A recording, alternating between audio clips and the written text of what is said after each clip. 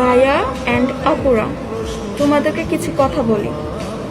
কথাটা হয়েছে, এই যে তোমরা সারা রাত না ঘুমায় জেগে থাকো, ডিপ্রেশনে চলে যাও, বা প্রিয় মানুষটার একটা কল মেসেজের জন্য আশা করো, বসে থাকো যে কখন ওই প্রিয় মানুষটা আমাকে একটা কল দিবে বা মেসেজ করবে, কিন্তু যার জন্য তোমরা অপেক্ষা করে বসে আছো সেই মানুষটা তো আর তোমাকে একটা কলও দিচ্ছে না, একটা মেসেজ দিচ্ছে না, বরং তুমি উল্টা কষ্ট পাচ্ছ।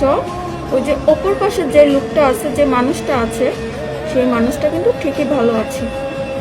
সো এটা করা যাবে না, কারোর মায়ায় পড়া যাবে না। মায়ায় পড়লেই তোমার লাইফটা শেষ।